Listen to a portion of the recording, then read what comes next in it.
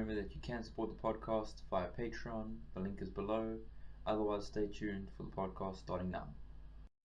So, on the podcast today, I'm joined by Erik Kruger, who's a professional speaker and a high performance and leadership coach, just to name a few of the things you do.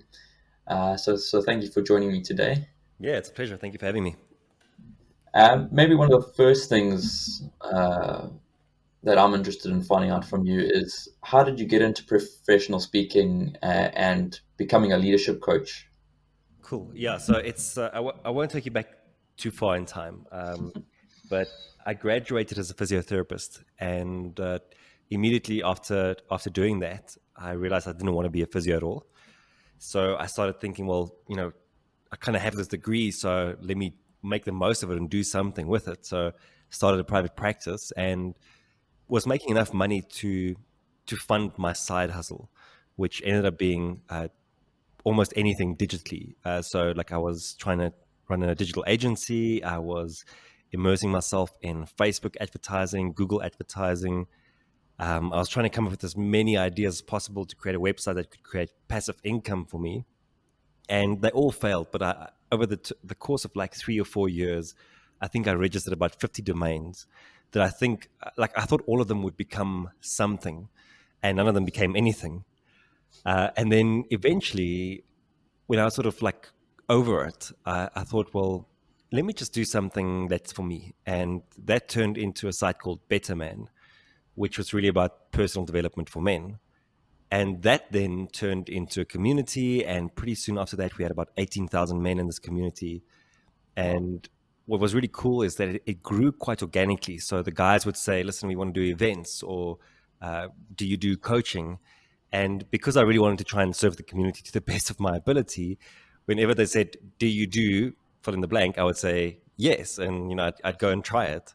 So we ended up doing these monthly events. They were really cool. They were sponsored by, fragrances like Ferrari and Daniel and Hugo Boss. So that was really cool. And then that kind of forced me to get onto stage. And it reminded me how much I enjoyed being on stage and teaching and sharing ideas, which is kind of funny because when I was studying physio, I absolutely hated being in front of the class presenting anything. So it was a nice reminder that actually, you know what, you do like this. And the coaching kind of was a tag on from that. And over time, I just realized I enjoyed these things. This is exactly what I wanted to do. So I decided to formalize my coaching. I went to Wits Business School to do a master's degree in business and executive coaching. And I was very fortunate in that the moment I decided to take this very seriously, I had an entire network of guys who, even though I didn't have the skill necessary to deliver at a high level, I had their trust. And I was able to start working with very high level executives right off the bat. I was able to work with their teams and to speak for their team. So that's kind of how it evolved, almost by accident, but I think also in a very organic way. And what does leadership coaching entail? If you can, like, maybe the basics of that. Yeah, cool. So I think at the very basic level, what it means is that leadership can be quite a unnatural thing for many people because, depending on like whether you are in a big corporate or whether you've started as an entrepreneur, if you're an entrepreneur, you start out and you kind of want to just run your business. And then at some point you become so big that you are thrust into this role of leadership. And it requires a whole different set of skills that you don't necessarily have or you don't necessarily develop. And so you have to learn how to lead people, like how to engage with people, how to build a team that delivers results. And if you're in a very big organization, that kind of gets an additional layer of complexity because there's bureaucracy, there is all these like challenges we are facing on a global level, and they all play into the teams that you need to build and the company that you need to lead. So essentially, leadership coaching for me is supporting a leader to make better decisions around the businesses they are building and leading. But to be honest, where I'm spending most of my time these days is with team building, because I believe that team building is broken and that teams really deserve better. And what we do typically is we take teams away and we make them do these like silly team building activities and exercises, and everyone has a story around, like, an awkward exercise they've had to do somewhere in their life. And then we get back to the office on a Monday and we think, well, like, why isn't what we've just like gone through for the entire weekend, why isn't that skill translating into work? And it's because we actually didn't train that skill at all. We just had fun. We just played games. And so where I'm really spending most of my time this year is going to be on intelligent team building, because I think that's sorely lacking at this stage. Yeah, and I can imagine when you strengthen that team, and you're helping the collective there, it kind of makes the leadership role a bit easier if there's a cohesive Definitely. team and all that goes with it. Definitely. And even teams aren't as natural as we Mm. might think. For some of us, we grew up playing sport, and to some degree, um, we love making these analogies between sports and business. And I think there's some merit in it, but there's many, many differences between how a sports team comes together and how a business team comes together.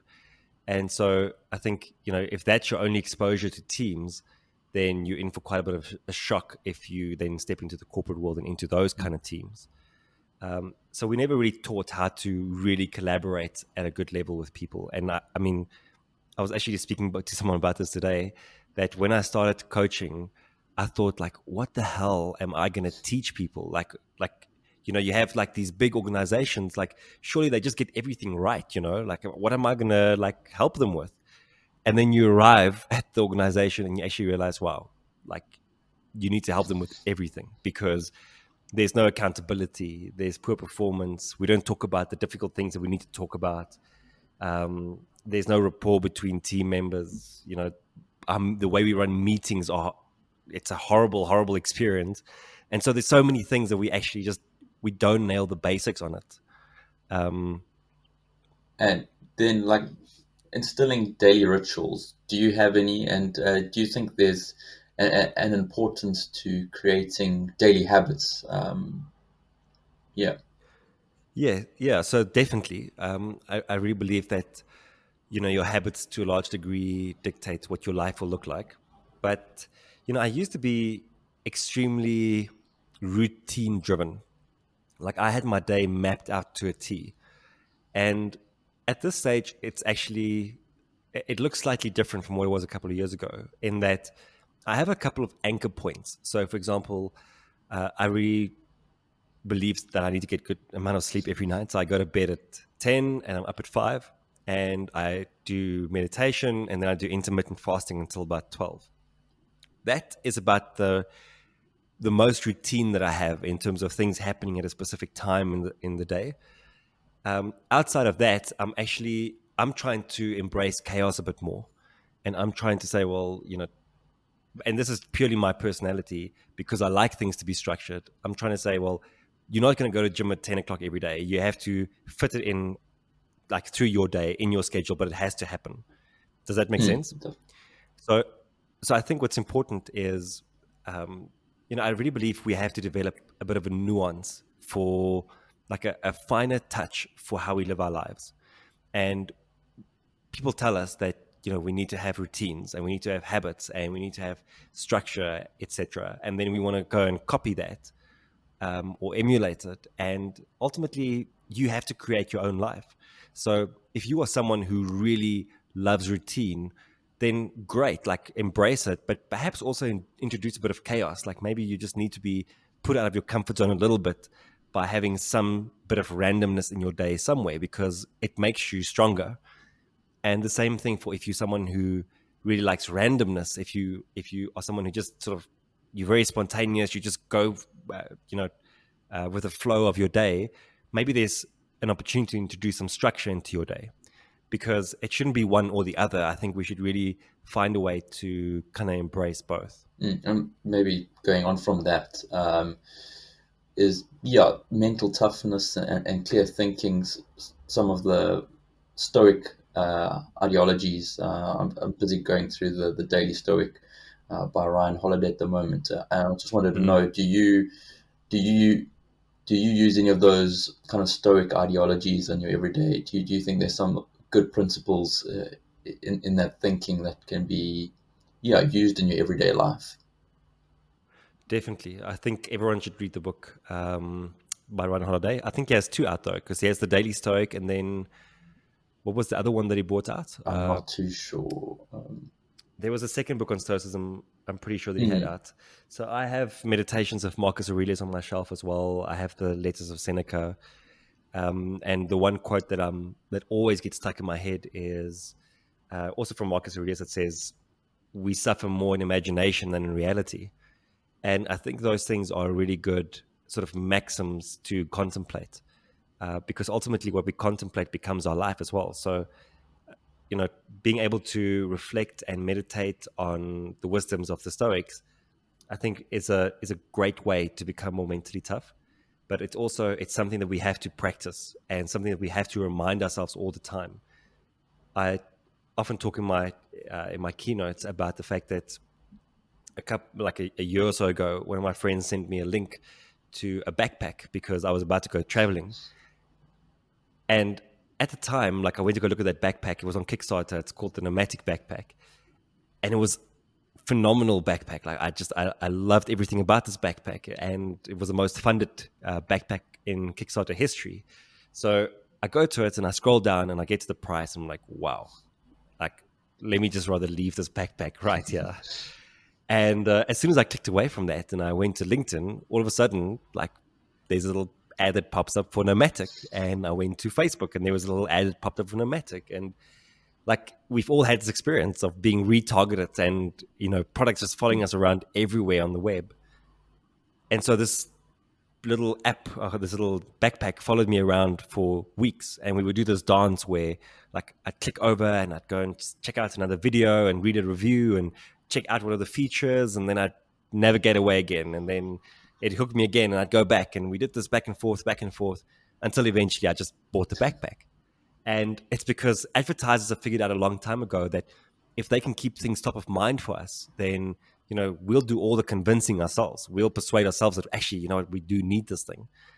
And it made me realize that we don't retarget ourselves often enough. And what I mean by that is, it's great to sit at least once a day and to meditate on the idea of we suffer more in imagination than in reality, or this too shall pass. But that's not enough. Like, you need to bring those things back into your consciousness over and over and over so that you can practice it. And I guess at the end of the day, like, that is kind of the starting point for any change or any mental toughness or any coaching that we want to engage with in our lives, is that we have to have the awareness that something is happening to us that's altering our state of mind. And we can then, in that moment, remember, oh, geez, you know what? This too shall pass. And because I get to retarget myself with that, I can change the next step. I can change the next behavior, the next choice. And ultimately, over time, that's how you build a different life. That's how you build mental toughness. That's how you build success in whatever you want to achieve or accomplish. mm. And maybe also carrying on with that kind of thought is, what do you do to find balance in your life when it comes to work and family and chill time and that mental, physical, and emotional kind of side of things? It's a difficult question for me to answer because, to a very large extent, I've created the life that I want. And just before jumping onto this podcast with you, I was recording my own podcast with John Sana and Mark Sham. And we were talking about the idea of a workcation, like being able to take, do work that feels like vacation, or being able to combine the two. And ultimately, the bigger theme is create the life that you want. And I'm fortunate that for the past 10 years, I've been working at creating the life that I want, which means at the moment I work from home. After this session that we've done, I'm going to take my dog for a walk, a chilled, leisurely walk without feeling guilty about anything. And tomorrow morning, I'm doing some coaching from home. Then next weekend, I'm flying to Zambia for a talk. I'll be on the golf course next Thursday during the week. So I guess what I'm trying to get at is that we need to create the life that we want. And the life that you want is a life that has never balance, because I don't think that really exists. There's always going to be some sort of an imbalance, but at least it's the imbalance that you've chosen. So I guess that would be my answer to that question. No, I like that one. And yeah, maybe in closing, is there anyone that you admire, uh, whether it be in your field or in another field, someone that inspires you uh, to do better and do more kind of thing? I guess I'm inspired by everything and everyone, which is a very like cliche kind of answer. But I'm very fortunate that my friends are doing great things and that they're all working towards either creating the life they want or they're living the life they want, and they're pursuing bigger and bigger things, and so that always inspires me. And then I can't think of like, and this has come up for me before. Like I can't think of a role model, like there's so many people that I really admire for the work they've done, like Marshall Goldsmith in coaching, or Peter Hawkins in coaching, or um, I look at someone like Simon Sinek, not necessarily for the work that he's done, but for what he's been able to achieve with that kind of work. Because we're in a similar space, obviously, like he also a big part of what he does is speaking.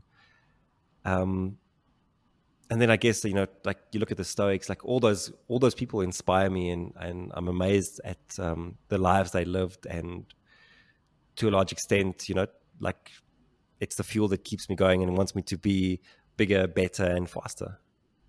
Yeah, I think, like you said, it's with your friends and your colleagues, and that if you're surrounding people or surrounded by people that are, yeah, doing well in their life kind of thing, it kind of pushes you up as well. So it's kind of that you get a hit off them and they get a hit off you, and you guys keep on pushing each other up. So yeah. You know what I think the value in that is that it really shows you what's possible, because you might look at someone like, let's use Simon Sinek, since he's in the conversation already. You might look at him and think, wow, that's completely unattainable. Like it just feels so far away. But then you look at some of your friends that are pushing boundaries, and they might have like 2x or tripled their fees, and they're getting paid for it, and they're getting to travel the world, and they living in the most amazing hotels, and all of a sudden, because only 1 degree of separation away, you're like, well, if they can do it, I can do it. And that becomes really inspirational. Yeah. Well, thank you for joining me today, Erik. I really appreciate your time and your insights. It's only a pleasure. Thank you. It's been great chatting to you.